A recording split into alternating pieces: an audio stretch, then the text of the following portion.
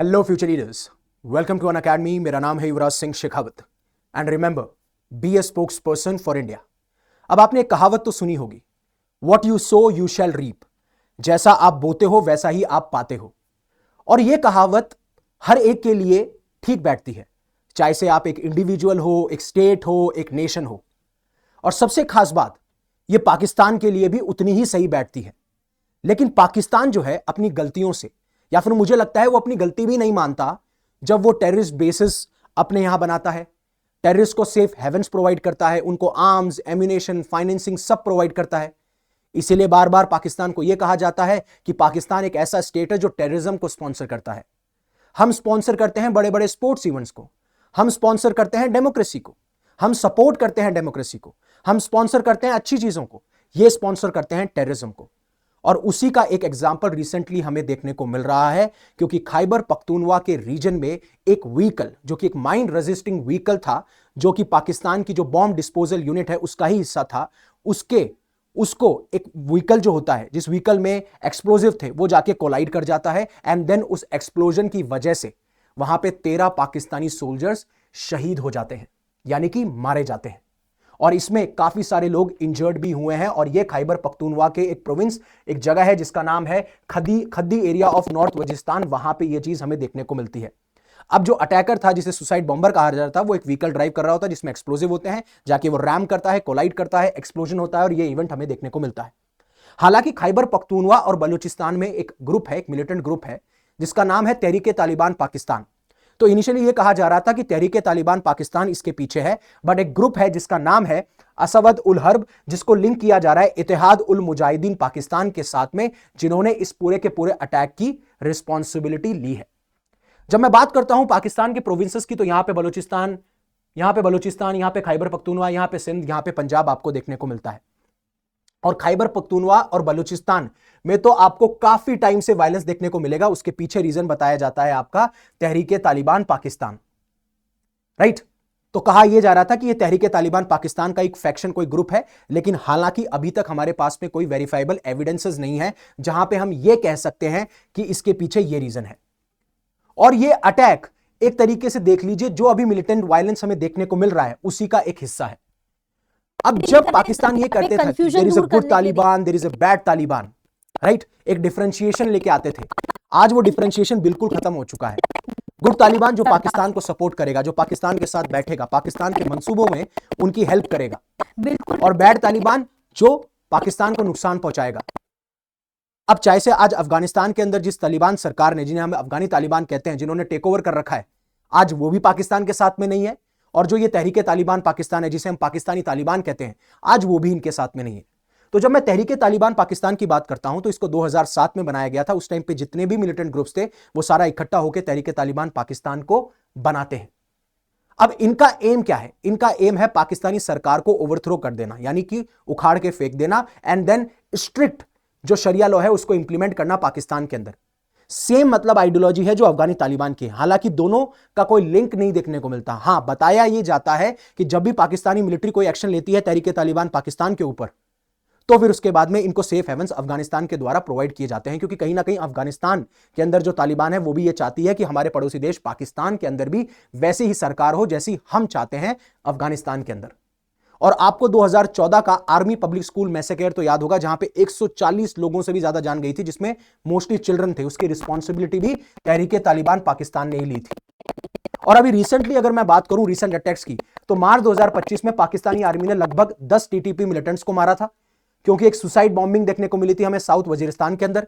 Same month में ही आपने देखा होगा बलूचिस्तान लिबरेशन आर्मी के जो मिलिटेंट्स थे, जो अपने आप को फ्रीडम फाइटर्स कहते हैं और कहते हैं कि पाकिस्तान, क्योंकि पाकिस्तान बहुत ही ब्रूटली सप्रेस कर रहा है बलूचिस्तानीज को, मास बहुत ही लार्ज अमाउंट में आपको डिसअपियरेंस देखने को मिलेंगे, किलिंग्स देखने को मिलेंगी, एक्स्ट्रा जुडिशियल किलिंग्स देखने को मिलेंगी।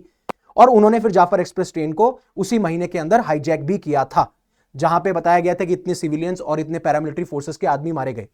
और सबसे खास बात, ग्लोबल टेररिज्म इंडेक्स में पाकिस्तान का दूसरा नंबर है, यानी कि कितना इंपैक्ट एक नेशन को हो रहा है, बट फिर भी ये नहीं सीख रहे हैं। और अभी अगर मैं बताऊं तो ग्लोबल टेररिज्म इंडेक्स के हिसाब से जो टेररिस्ट से जान, मतलब टेररिस्ट इंसिडेंट से जो जान जाती है, उसमें आपको 45% का इंक्रीज देखने को मिलेगा। 2023 में जो 748 748 डेथ्स थी, वो अब 1081 डेथ्स हो चुकी है। और अभी रिपोर्ट्स ये भी निकल के आ रही हैं कि पाकिस्तानी आर्मी फिर नहीं सुधर रही है, फिर वो कोई एक प्रॉक्सी वॉर या फिर अटैक प्लान कर रही हैं अगेंस्ट इंडिया, जिसके बारे में हम बात करते हुए नजर आएंगे।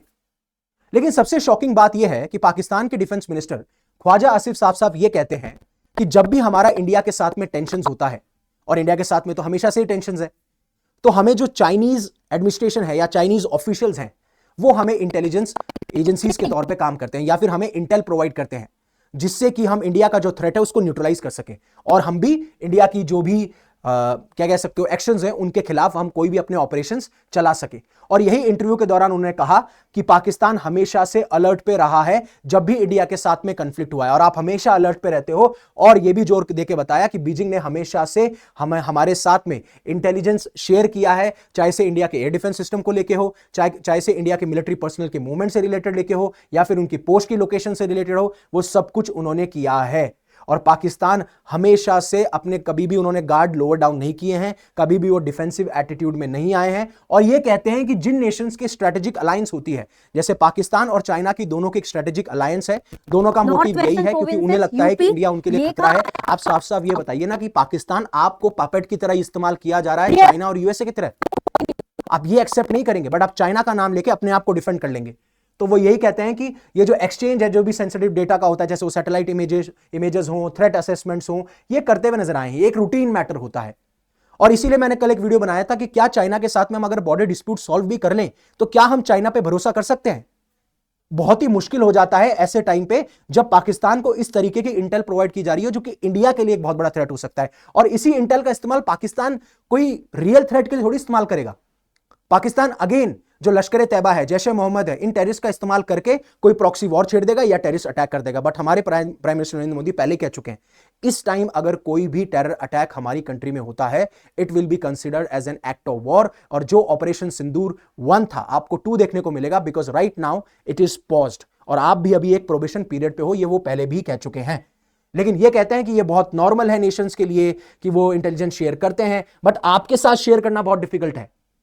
ऐसे तो काफी सारे ग्रुपिंग्स बने हुए हैं, काफी सारे ऐसे नेशंस हैं जो एक दूसरे के साथ में शेयर करते हैं, बट आपके साथ इसलिए मुश्किल है क्योंकि आप उस इंटेलिजेंस का गलत फायदा उठाओगे and then you will attack us. और ये चीज मैंने कल भी कवर करी थी कि क्या चीन भरोसे लायक है। अब आगे जानने से पहले कि कैसे आपको देखने को मिल रहा है, अभी भी काफी सारी इमेजेस, काफी सारे वीडियो सर्कुलेट होते हैं जहां पे दिखता है पाकिस्तानी आर्मी के ऑफिशियल्स हैं, कई बार पाकिस्तान के फॉरेन मिनिस्टर दिख रहे हैं, लश्कर तैयबा जैश ए मोहम्मद के जो टेररिस्ट हैं उनके साथ में, और साफ साफ दिखता है आपको कि प्रधानमंत्री नरेंद्र मोदी के साथ की फोटो लगा रखी है, उनके स्पीचेस को सुना जाता है, जिससे कि क्या कोर फिलॉसफी है हमारी उसके ऊपर अटैक किया जा सके। तो उससे पहले अनअकैडमी आपके लिए लेके आया। अगर आप यूपीएससी सिविल सर्विसेज की तैयारी कर रहे हैं तो आप हमारे साथ में 19,999 में जुड़ सकते हैं, जहां पे आपको 12 मंथ्स का फ्री एक्सटेंशन मिलेगा। ये ऑफर आपका 30 जून तक अवेलेबल है। सब्सक्राइब अभी कर लीजिए, डिस्क्रिप्शन में आपको लिंक मिल जाएगा, आप मेरा कोड यूज कर सकते हैं YUVI50, which will give you maximum discount। और उसके साथ में हम 5 और 6 जुलाई को आपके लिए समिट लेके आ रहे हैं, जहां पे बहुत ही अच्छे फेमस पर्सनालिटीज, मेंटर्स, रैंकर्स आपको गाइड करेंगे, मोटिवेट करेंगे, स्ट्रैटेजी बताएंगे, जिसमें हम भी बहुत सारे लेक्चर्स लेके आएंगे। तो आप देख सकते हो, आप सबके लिए फ्री है, आप डिस्क्रिप्शन में आपको लिंक मिल जाएगा। अब कुछ ऐसी रिपोर्ट्स निकल के आई जहां पे दिखाया जा रहा है कि लश्कर टेररिस्ट को प्रधानमंत्री मोदी की फोटो के साथ में देखा गया है, और काफी सारी कराची से भी ऐसी इमेजेस निकल के आई जहां पे एक्सपोज किया जा रहा है कि कैसे पाकिस्तानी गवर्नमेंट का साफ साफ एक नेक्सस दिखाई देता है। लश्कर तैयबा हो, जैश ए मोहम्मद हो, हिजबुल मुजाहिदीन हो, इन टेररिस्ट के साथ में इनका नेक्सस साफ साफ हमें देखने को मिलता है। तो काफी सारी ऐसी इमेजेस थी जहां पे बताया जा रहा था कि जो कराची के अंदर बहुत सारे ऐसे लश्कर ऑपरेटिव्स थे जो आर्मी ड्रेसेस में थे, उन्होंने प्रधानमंत्री मोदी साहब की जो फोटोग्राफ है उसको शॉट कर रखी थी। उस इमेज को पूरे अलग अलग तरह से एंगल से लिया गया, तो ये साफ साफ दिखाते हैं कि पाकिस्तानी आर्मी का बहुत बड़ा नेक्सस है। और ये सबको भी पता है, बार बार बताने से क्या होगा, जब स्टेट फ्यूनरल में जा रहे हैं, स्टेट फ्यूनरल दे रहे हैं टेररिस्ट को, तो ये चीज साफ साफ रिफ्लेक्ट होती है। इवन हैदराबाद जो कि पाकिस्तान के अंदर है, वहां से भी विजुअल्स निकल के आए थे कि कैसे जो लश्कर तैयबा के ऑपरेटिव्स हैं, यहां पे आपको प्राइम मिनिस्टर नरेंद्र मोदी की फोटो दिख जाएगी, इनके स्पीचेस को सुन रहे हैं, फिलॉसफीज को देख रहे हैं, जिससे कि ये कुछ ऐसा प्लान कर सके जिससे कि जो हमारी फिलॉसफी है, जो हमारा कोर है, उसके ऊपर अटैक किया जा सके। इनकी स्ट्रेटेजी ये देखी जाती है। और वहीं पे फॉर्मर पाकिस्तानी मेजर आदिल रजा ने साफ साफ ये एलिगेशन लगा दिया है कि आईएसआई और अभी पाकिस्तानी आर्मी, जो पाकिस्तानी चीफ हैं, आर्मी चीफ हैं और फ्रॉड मार्शल आसिम मुनीर, वो प्लान कर रहे हैं एक प्रॉक्सी वार का। अगेन वो प्लॉट करते हुए नजर आएंगे, अटैक ऑन इंडिया, जहां पे वो लश्कर तैयबा और जैश ए मोहम्मद ऑपरेटिव्स का इस्तेमाल करेंगे। और इस बार वो अलग तरीके से कुछ प्लान कर सकते हैं। और अभी देखा भी ये जा रहा है, जो भी टेररिस्ट बेसेस थे एलओसी के अराउंड, राइट? तो वहां से उन बेसिस को अलग अलग जगह रिलोकेट किया जा रहा है जहां पे शायद इंडिया उन बेसिस पे अटैक ना कर पाए। तो ये जो है सुधरने का नाम नहीं ले रहे हैं। What is your opinion about this? Please mention your comments in the comment section. Thank you very much for giving me a precious asset, that is your time. Stay safe, stay happy. Jai Hind, Jai Bharat.